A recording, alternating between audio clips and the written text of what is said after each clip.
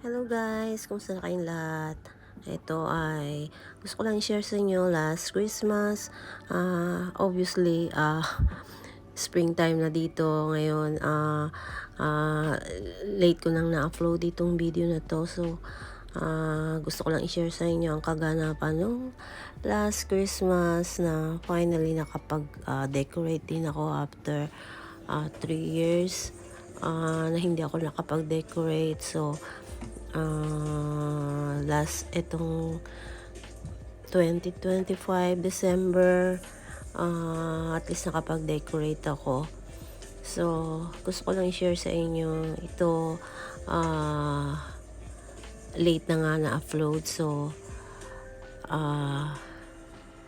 just watch it and enjoy. So, yun lang guys. Maraming salamat sa mga nanonood dito sa aking video. So guys, support my channel and thank you sa mga nakapag-subscribe sa akin. So yun lang guys, at ito pasensya na hindi ako nakakapag-upload na parati dito sa YouTube kasi nga masyado na akong busy sa aking work. So napakahirap para sa akin na gumawa ng video ng vlog dito sa YouTube dahil nga sobrang busy ko sa trabaho. Pagdating sa bahay ay sobrang pagod na ako. So gusto ko lang i-share sa inyo ito dahil matagal ko nang na nagawa itong video na to. Hindi ko lang na-upload dahil nga marami pang dapat i-edit etc. Kaya ayan guys, share ko lang sa inyo. Please watch and enjoy. Mabuti na lang nakapag-general cleaning na ako 1 week ago. Kaya ito, easy na lang ako. Wala na masyadong gagawin, wala na masyadong lilinisin. So, dahil kung hindi mo gagawin at aagarin, talagang mapapagod ka. So, since na 2 ang trabaho ko at isang araw lang ang day off ko, talagang halos wala na akong time kahit makagawa ng vlog, ng video. Wala na talaga akong time. So, ito day off ko ngayon kaya medyo nagyuyukuri ako. I mean hindi ako masyadong nagmamadali at hindi ako masyadong alam niyo naman guys, dito sa Japan na talagang mga busy ang mga tao dito. So kaya yan guys, kailangan na una-una lang at huwag mong pagsabay-sabay ng mga trabaho sa bahay, kundi ikaw rin na mapapagod. So ganyan ang ginagawa ko ngayon guys. So ngayon once a week na lang ako nakapaglinis ng bahay at buti na lang at nakapag-general cleaning na ako the other day at inuunti-unti ko, hindi ko pinagsasabay-sabay. Kaya so ngayon easy na lang ako. Ito naman naghuhugas-hugas ako ng mga aking pinagkainan this morning at medyo maglilinis-linis ng konti at kahit papano ay may mga alikabok pa rin kahit nakasara ang bahay natin. So kailangan agapan at alam niyo naman na allergy ako talagang, isang taon allergy ako talagang, bahin ako ng bahin lalo na sa umaga. So guys, yan lang at medyo nakapagpahinga rin ako. So ayan, punas-punas ng konti dahil mag-isa lang naman ako, hindi tulad nung buhay pa ang husband ko, talagang lagi na lang maalikabok dito sa bahay.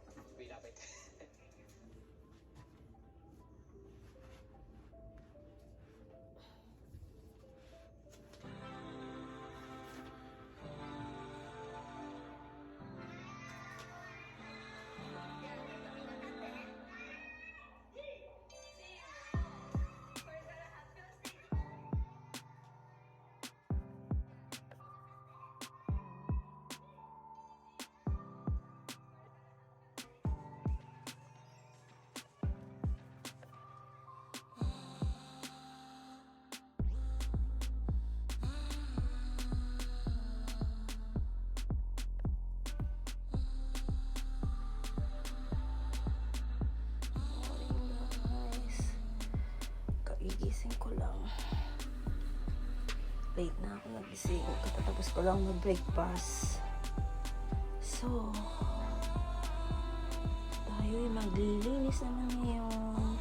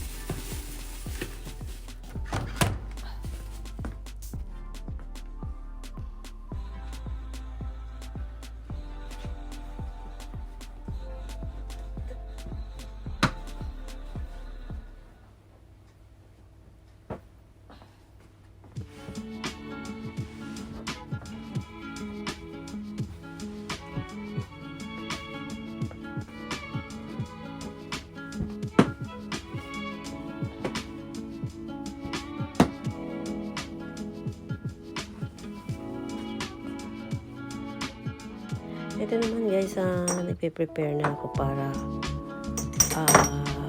sa December 31 New Year. So ayan, medyo alam niyo naman, napaka-busy ko kasi dahil hanggat maaari ay maayos ang lahat. Naglinis na ako, nag-general cleaning and everything. So, kaya pagod na pagod ang katawan ko dahil pagod pa sa trabaho. Pagdating dito sa bahay ay ganun din. Kaya nga, last minute ay namili ako dahil nga wala na akong time.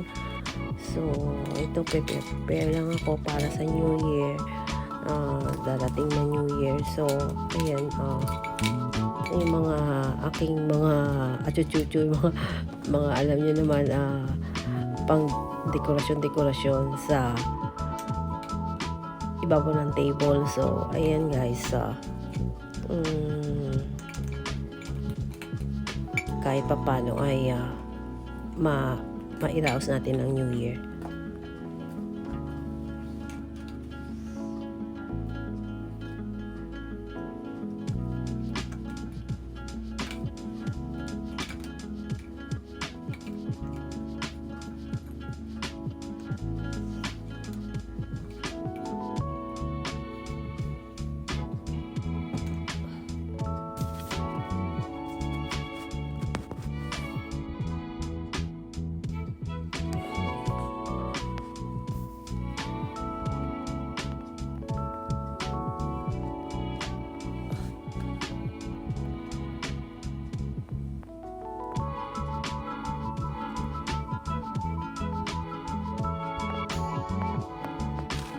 Ito naman, kadarating ko lang from work.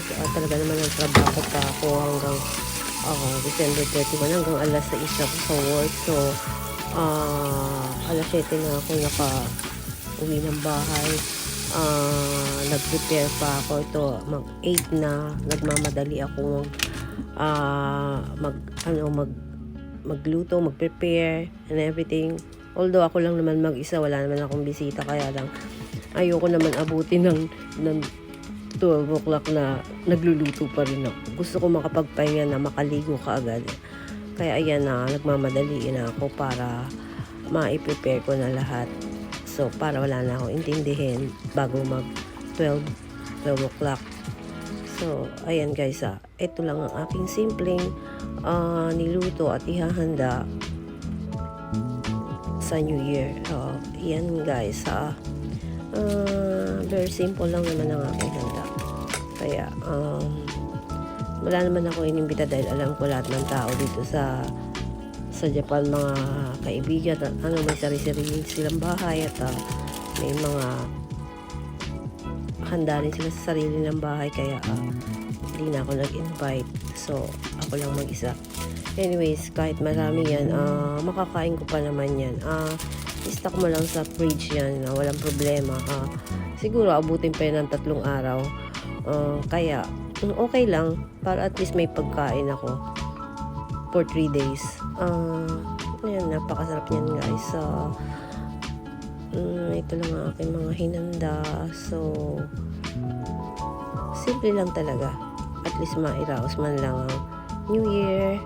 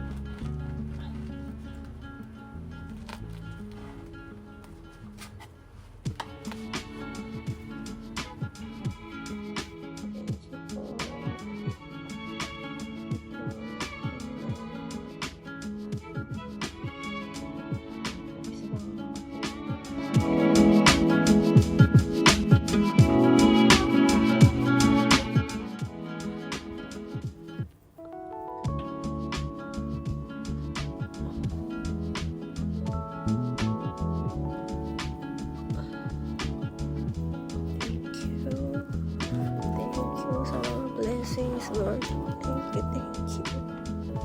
Hindi mo ako pinapabayaan. Hindi mo ako pinapabayaan, Lord. Thank you so much.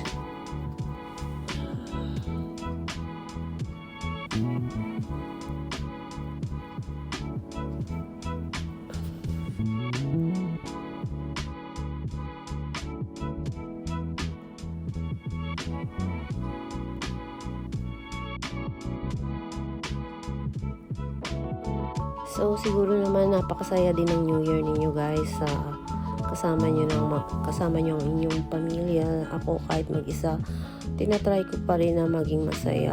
Ito, uminom na lang ako guys.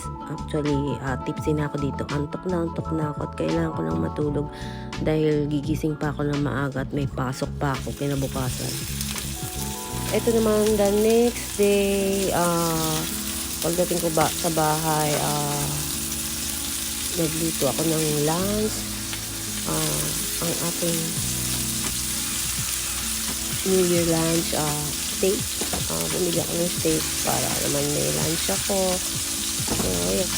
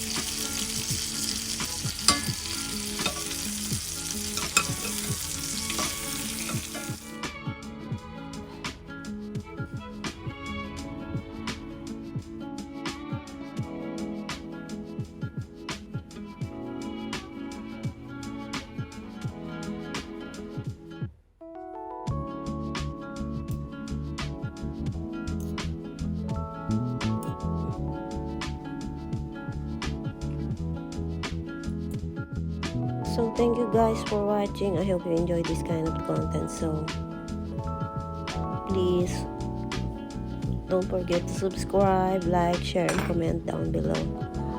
I'll see you soon. Bye, guys.